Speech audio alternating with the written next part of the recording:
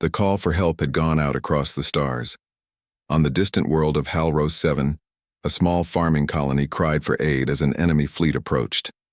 They were not soldiers, not warriors, just families, workers, and children. They knew they could not stand against what was coming.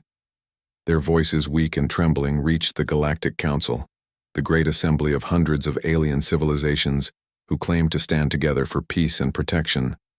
And for once, the galaxy listened.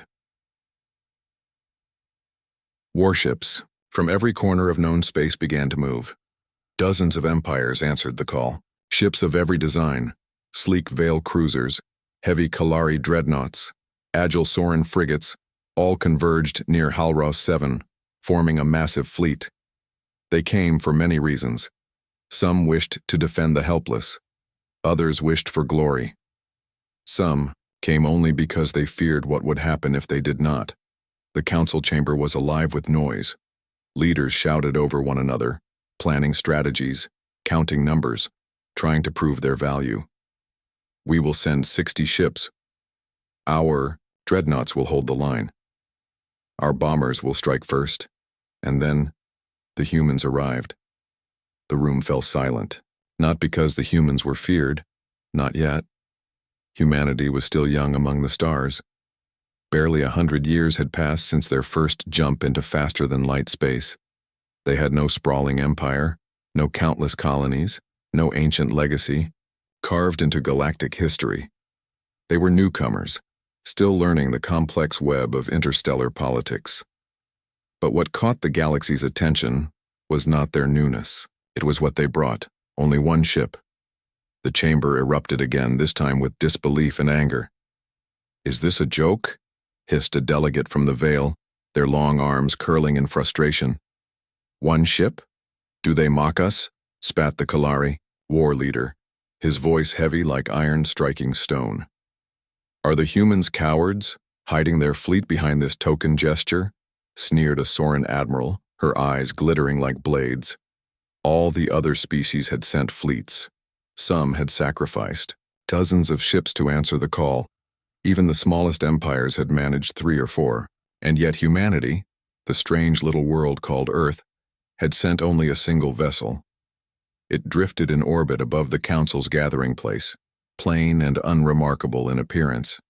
Not massive like a dreadnought, not bristling with weapons like a war cruiser. To most eyes it looked ordinary, forgettable. The whispers spread quickly. Perhaps they lack ships. Perhaps their technology is weak. Perhaps they hope others will bleed for them. Suspicion grew. Resentment deepened. But then a human representative finally spoke. Their voice was calm, steady, without arrogance. Just simple certainty. "One ship is enough." The words fell like a stone into still water. The echoes rippled through the chamber, bouncing from species to species. No one could understand. How could one ship be enough against what was coming? The enemy was no mere raiding party. It was an armada 300 strong, a tide of steel and fire that had already crushed colonies in its path. The other species laughed bitterly, though some felt unease crawl through their bones. The humans did not look nervous. They did not argue. They did not try to justify themselves. They simply repeated quietly, "One ship is enough." And so the question began to burn in every mind, whispered in every corner of the galaxy. Why? Why would humanity come with just one ship, when all others had sent fleets? Why would they stand so calm, when doom pressed ever closer? Why would they dare to say such words when the fate of millions rested on this battle? No one had the answer. Not yet, but the galaxy would learn soon. They would learn in fire, in silence, and in awe. They would learn that humanity was not like the others. They would learn that sometimes one ship truly was enough. And on that day, every empire, every soldier, every commander would never forget the question that had once made them laugh. Why did humanity send just one ship? The galaxy knew humans were different. Ever since Earth had joined the Council, rumors had followed them like shadows. Stories of impossible victories and distant skirmishes. Tales of human soldiers holding ground long after logic said they should fall. Whispers of their strange resilience, their reckless bravery, and their unsettling calm in the face of death. Yet to most of the great empires, these were just that. Rumors. Legends told by frightened survivors who needed an explanation for their shameful defeats. Humanity was too small, too new, too untested to truly be dangerous. But still, those whispers existed, and now with the arrival of a single ship, the galaxy's doubt returned. The council chamber rang with arguments. "They insult us with this mockery," shouted the Kalari war leader, slamming a clawed hand against the table. His people respected strength, and to him, one ship was weakness. "The humans must be cowards," the veiled delegate sneered, their long tendrils quivering with disgust. "They hide behind the courage of others, hoping we will bleed in their place." The Soran admiral leaned forward, her narrow eyes glowing. "They think themselves clever. Perhaps they hope that if their ship is destroyed, no one will notice. Their absence when the war truly begins." Each accusation stoked the fire of distrust. Each insult spread quickly until the chamber felt thick with anger. But not all voices joined in the chorus. A few sat in silence, watching the humans carefully. Ambassador Lyra of the gentle Yoran people tilted her head, her wide dark eyes filled with thought. "I do not think they came to mock us," she whispered to her aide. "They are not smiling. They are not boasting. Look at them. They are waiting, as if they already know how this will end." Her aide shivered. "Then why bring only one ship?" It was a question that no one could answer. The enemy was no small raiding band. It was the Draken Armada, a fleet 300 strong, hardened by decades of conquest. They did not take prisoners. They did not leave survivors. Entire worlds had burned under their advance, and Halros 7 was simply the next in their path. Every empire knew what that meant. Hundreds of ships would be needed just to hold the line. Thousands of lives would be sacrificed before the battle was over, and yet the humans had come with only one. The doubt grew sharper. "Perhaps their technology is weak," one delegate murmured. "Perhaps they could not afford to lose more than a single vessel," another suggested. "Or perhaps," said a third, voice low with suspicion, "they never intended to fight at all." That thought was poison. If true, it meant that humanity was not an ally but a traitor, ready to let others die while they stayed safe. But when eyes turned to the humans, they saw no fear, no shame, no guilt, only patience. The human commander, a woman with steady eyes and weathered skin, sat quietly at the table. She did not rise to the insults. She did not argue.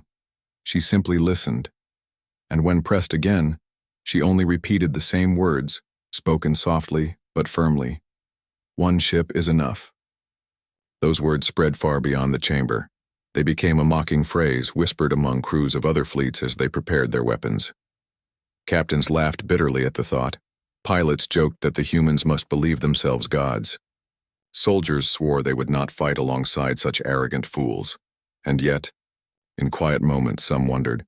The humans did not look arrogant, they did not look foolish. In fact, they looked almost sad, as if they carried a burden no one else could see. Ambassador Lyra felt it again, the strange sense that the humans knew something the rest of the galaxy did not. She could not shake the thought, no matter how she tried. Why did they look so calm when so many others trembled? Why did they not boast or explain or try to defend themselves? Because perhaps they did not need to. The question burned hotter with each passing hour. It spread from ship to ship, from captain to soldier, from admiral to civilian. Why did humanity send only one ship? And though many mocked, though many cursed, though many doubted, there was a seed of unease, buried deep in every heart. A whisper that grew louder with every breath. What if the humans were right? What if one ship truly was enough? The fleets waited in orbit above Halros 7, their engines glowing faintly in the black sea of stars. Below them, the colony prayed. Above them, thousands of ships prepared for the storm. and far at the edge of the system, sensors began to scream. The Draken Armada had arrived, and the galaxy would soon learn the answer. The fleets gathered like storm clouds above Halros 7. Every empire had brought its strength to the system.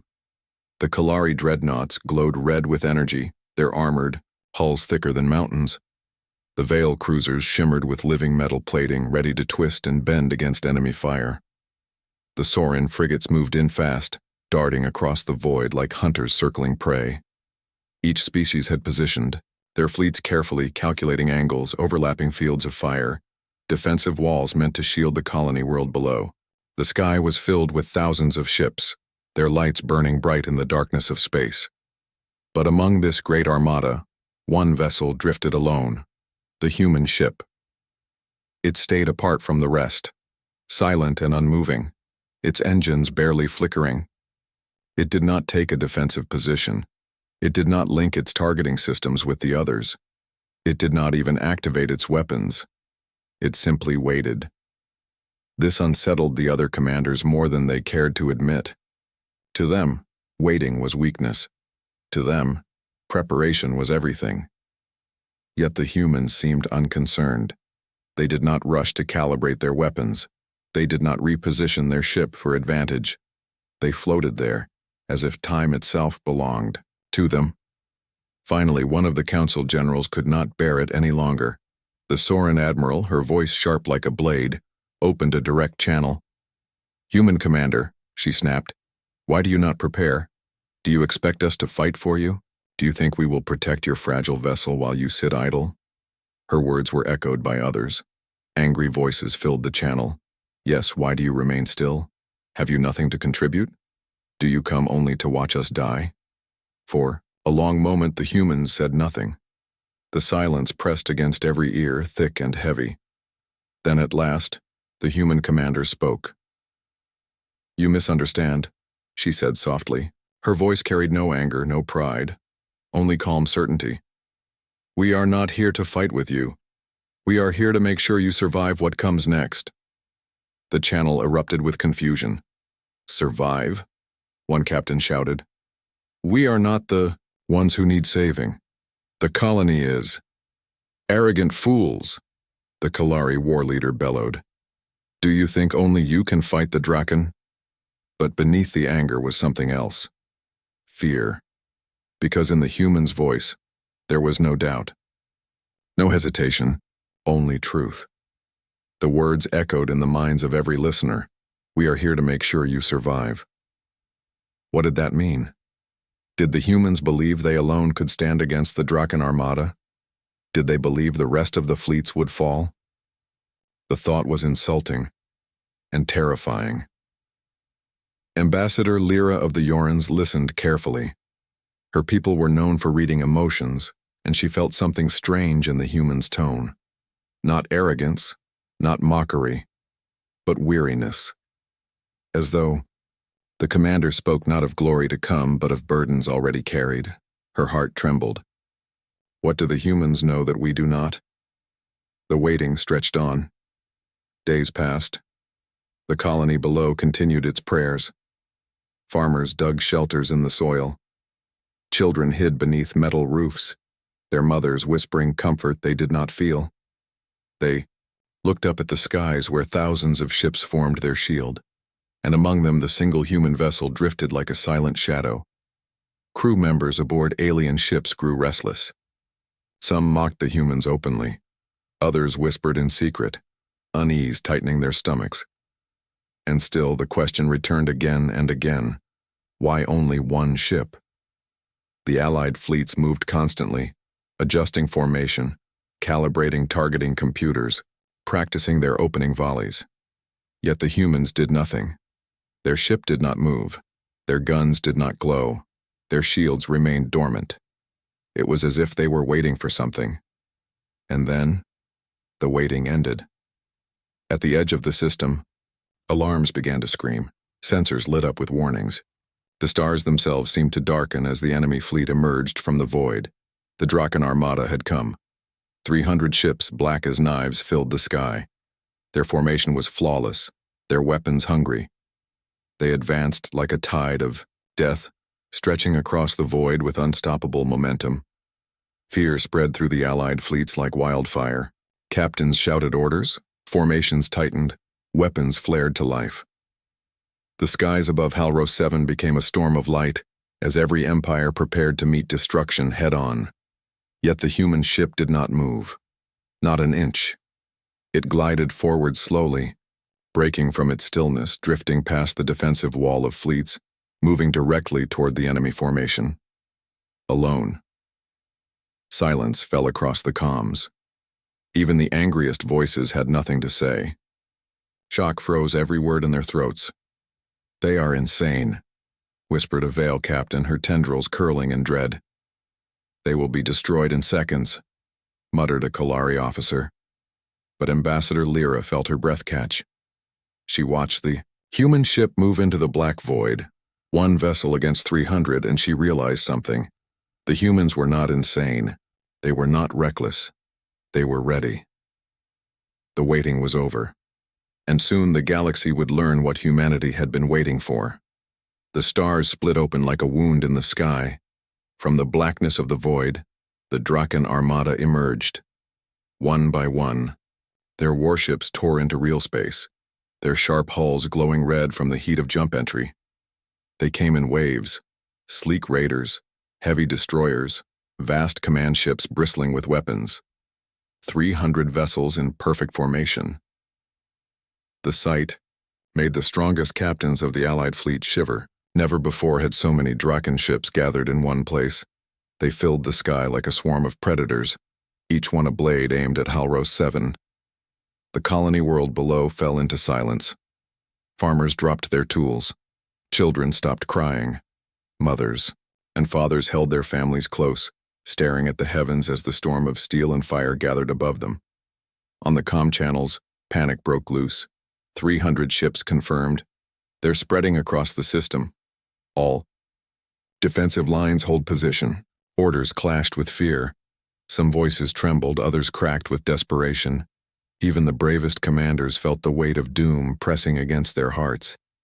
And then, cutting through the noise, came a calm voice. The human commander. "This is where it begins," she said. Her ship moved forward, leaving the safety of the Armada behind. Engines glowed as the vessel slid into the dark void, drifting closer to the Draken swarm. Alone. "By the stars. What are they doing?" shouted a Kalari captain. "They'll be slaughtered," cried a Veil officer. "No ship can stand against that." But the humans did not turn back.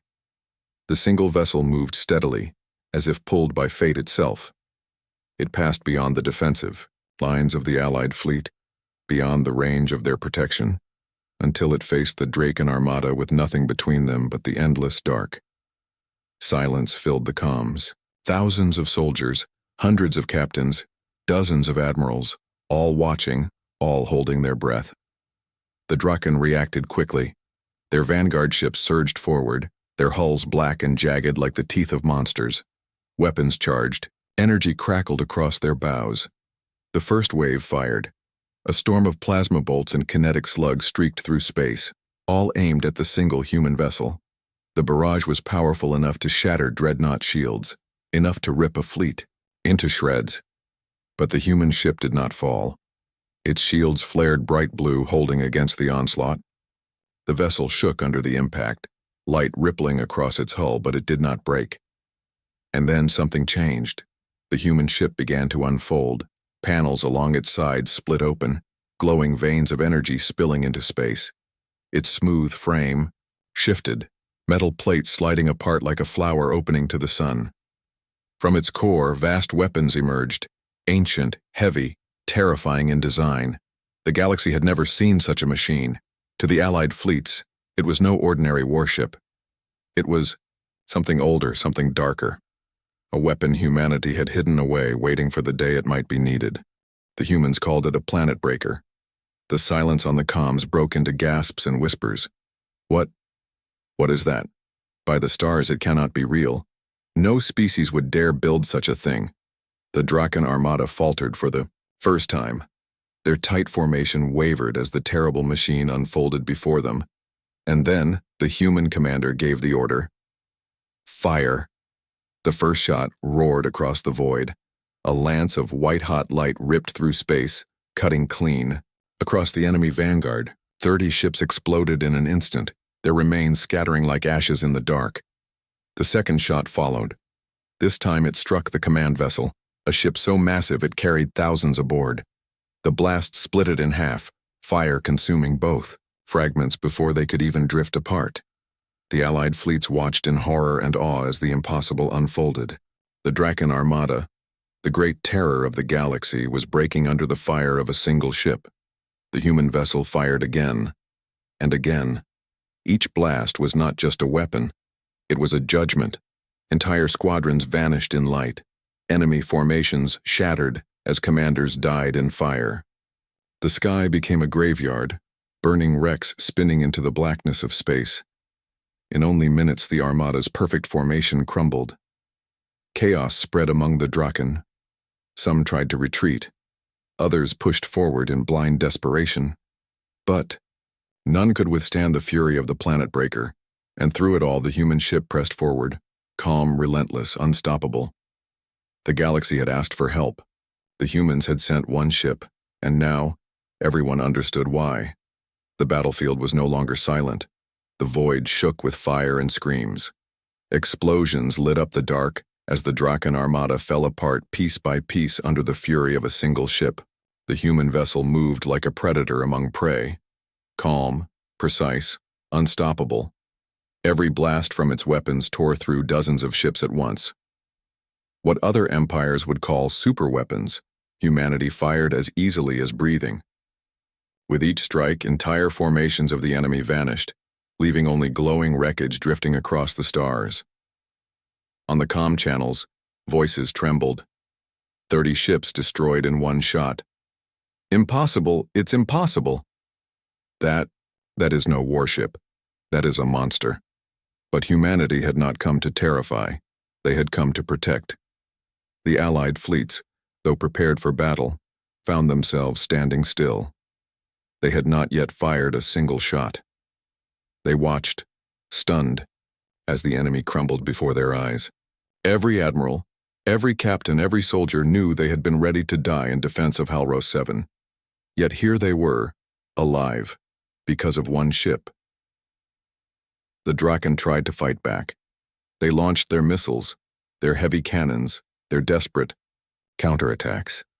Hundreds of weapons burned against the human ship's shields, yet still it stood unfolding deeper, revealing layers of power no one had ever dreamed possible. Then came the moment that froze the galaxy. From the heart of the human vessel, a new weapon awakened. Not a beam, not a missile. Something worse. Gravitational lance. The weapon tore space itself apart, creating a collapse of gravity that dragged enemy ships into its pull. Dozens of Draken vessels were crushed, their hulls twisted like paper before imploding into nothing. Where once ships had flown, now only silence remained. The council chambers watching the battle through holofeeds went cold. Delegates who had mocked the humans only days ago now sat trembling. Even the fierce Kalari war leader lowered his head, his iron voice reduced to a whisper. No empire should hold such power. But humanity did, and they had brought it for this day. The question that had haunted the fleets, why send only one ship, was answered at last. Humanity had weapons meant to end wars, not fight them. Weapons too terrible to unleash lightly. Weapons that, if unleashed in greater numbers, might burn the galaxy itself. The human commander's voice came across the Allied channels, steady and quiet. This is why we sent one. Because one is enough. If we had sent more, there would be nothing left. The words carried no pride, no joy, only weight, a burden of truth. The Allied fleets listened in silence. For the first time, they understood that humanity did not see this power as glory. They saw it as a curse. The battle raged on, but the end was already clear. Within minutes, the Armada had lost its command ships, its heavy carriers, its vanguard forces. Ships tried to scatter, but the planet breaker hunted them down with cold precision. The Draken, once feared across the stars, were now prey, fleeing. in panic. And yet even as the enemy died in fire, the humans showed restraint. They did not fire on the ships that surrendered. They did not destroy the ones that fled beyond the system's edge. They struck only those who still threatened Halros 7. That mercy, more than their power, stunned the galaxy. Because with the strength to annihilate entire fleets, humanity still chose to hold back. The Allied fleets remained silent observers. Crews, who had mocked the humans, now sat in awe, whispering prayers. Soldiers who had cursed their arrogance now whispered thanks. And deep inside, each one of them knew they would remember this moment for the rest of their lives. The Draken Armada had been unstoppable. Every empire had feared them. Entire civilizations had bent to their will. But now, because of one human ship, they were broken. The skies above Halros 7 burned with wreckage. The colony below wept, not in terror, but in relief. Families who thought they would die now held each other in joy. Children looked up and saw not death but salvation, and far above them the human vessel folded its weapons back into silence. The panels slid closed, the bright energy veins dimmed until it looked once more like an ordinary ship. Small, plain, forgettable. But no one in the galaxy would ever forget. The question had been answered. Why did humanity send just one ship? Because one ship was enough, and the terrifying truth was this. If humanity had sent more, there might not have been a galaxy left to save. The battle was over. The Draken Armada, feared across the galaxy, was gone. The dark sky above Halros 7 was filled with drifting wreckage, shattered hulls, and burning fragments of once mighty warships. What had been 300 strong was now nothing but ruins scattered across the void. And yet, the Allied fleets had not fired a single shot. They had come ready to sacrifice everything. They had prepared themselves for death, for a battle that would carve scars into their people for generations. But instead, they had watched as the human ship destroyed the enemy alone. The silence was unbearable. On every channel, there was no cheering, no victory cry. Only quiet breathing, heavy with shock. Soldiers stared at the wreckage in disbelief. Admirals who had commanded fleets for decades sat frozen, unable to find words. The galaxy had never seen such power unleashed by one vessel.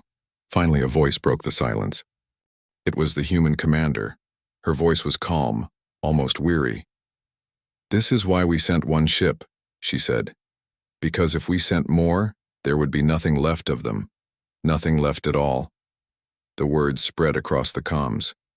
Every captain, every soldier, every delegate in the council chambers heard them. And with those words came understanding. The humans had not brought one ship because they were weak. They had not brought one ship because they were arrogant. They had brought one ship because any more would have been too much. Too much destruction, too much death, too much power for anyone to bear. The Allied fleets looked at the human vessel in silence. To the eye it was small again, its panels closed, its weapons hidden, its frame once more ordinary. But none could forget what they had seen. The Kalari war leader, who had once mocked the humans, lowered his head. His iron voice trembled as he spoke to his crew. "We thought them fools," he whispered. "But no, we are the fools. They carry the fire of gods, and yet they choose to keep it hidden." The veiled delegate who had sneered at humanity's arrogance could not even speak. Their tendrils quivered, their throat dry. For the first time in their life they felt true fear, not of the Draken, but of the quiet, waiting humans. And yet it was not just fear that filled the fleets, it was something else. Something deeper. Hope. Because though humanity carried weapons that could shatter fleets in minutes, they had not turned that power against their allies. They had not sought glory or conquest or domination. They had come only because someone asked for help. Ambassador Lyra of the Yorans felt her chest ache. She remembered the way the human commander had spoken before the battle. "We are not here to fight with you. We are here to make sure you survive." Now she understood. The humans, had not spoken those words in pride. They had spoken them in truth. Her voice shook as she whispered to her aide, "They could have destroyed us all. Every ship, every world, every empire. And yet, they did not. They chose to protect instead of conquer." The aide swallowed hard. "Then humanity. Humanity is more dangerous than we ever dreamed." "Yes," Lyra said softly. "And more merciful too." On the colony world below, the people of Halros 7 wept. Not in terror, but in relief. Families embraced, children laughed through their tears, and farmers raised their hands to the sky in gratitude. They had been ready to die, ready to see their homes burned, but now they were alive, because of one ship. The human vessel did not linger among the wreckage. Slowly, it turned back toward the Allied fleets, drifting into formation as though it had been just another ship all along. Its lights glowed gently, no brighter than any other vessel. But to every eye, it was brighter than the stars. The comm channels remained quiet. No one dared to speak. What words could capture what they had witnessed? What language could describe the terror and the mercy that had just been shown? At last, the human commander spoke once more. Her voice was steady, but heavy with burden. "You asked for aid. We came. The threat is ended. Let this be enough." With that, the channel closed. And still, the silence lingered. In that silence, the galaxy understood something that would never be forgotten. Humanity did not fight like the others. They did not build fleets to match numbers. They did not boast of strength or seek to dominate through fear.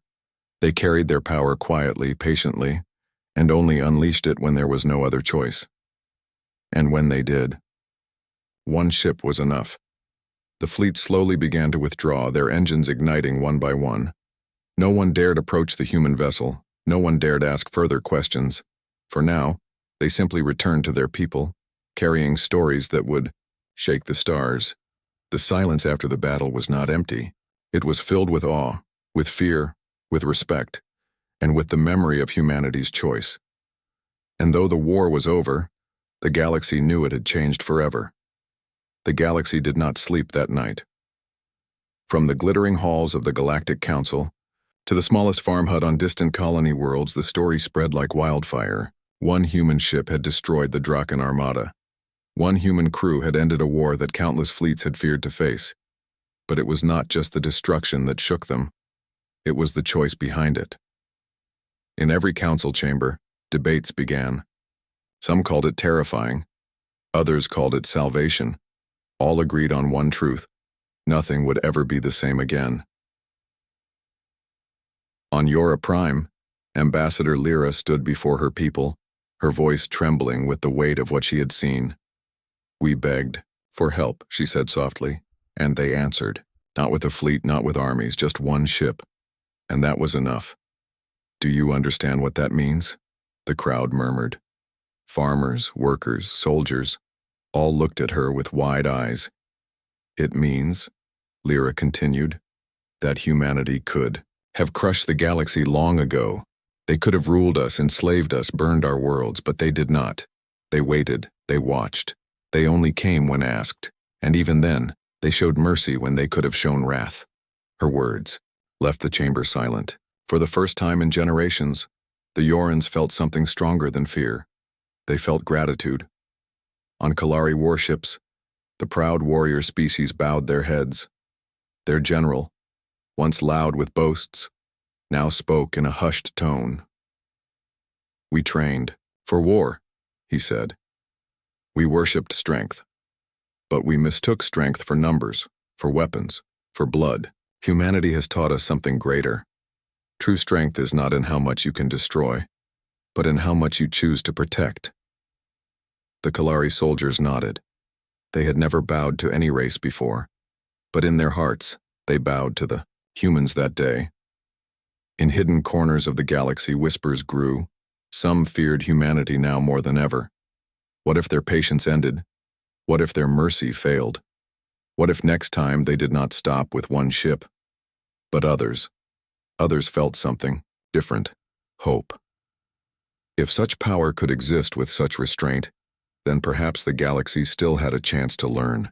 Perhaps in humanity's shadow they could grow better too. The humans themselves did not celebrate. On board the lone warship, the crew sat quietly. Their commander stood at the viewing deck, watching the drifting wreckage of the Draken fleet. Her face carried no pride, no triumph, only weariness. "We did what was needed," she said to her second officer. "Yes, ma'am," he replied softly. "But do you think they understand?" The commander closed her eyes. She thought of the frightened voices across the comms, the stares from Allied fleets, the silence that had followed the last shot. "They will," she whispered. "One day." The human ship turned slowly, leaving the battlefield behind. No flag of victory, no thunder of drums. Just quiet departure as though nothing extraordinary had happened. But in the galaxy, nothing was ordinary anymore. Children in schools learned of the day the humans came. Songs were written, paintings made, monuments raised, not to glorify destruction, but to remember the moment mercy stood taller than war. Some races feared them, yes. Some plotted, some schemed, whispering in shadows. But when they spoke of humanity, their voices trembled. For everyone now knew the truth. Humanity was not to be underestimated, mocked, or dismissed. One ship had taught them that. Years later, when historians looked back on the event, they would not write only of the battle. They would not list the numbers or the weapons or the tactics. They would write of the silence that followed. The silence that carried awe and fear in equal measure. The silence that spoke louder than war drums. And they would write of the words, spoken by the human commander. "This is why we sent one ship, because if we sent more, there would be nothing left." That sentence became legend. A warning, a promise, a truth that echoed through the ages. The galaxy had asked, why did humanity send just one ship? Now they knew. Because one ship was mercy. Because one ship was restraint. Because one ship was enough. And in that answer, the galaxy found both its greatest fear and its greatest hope.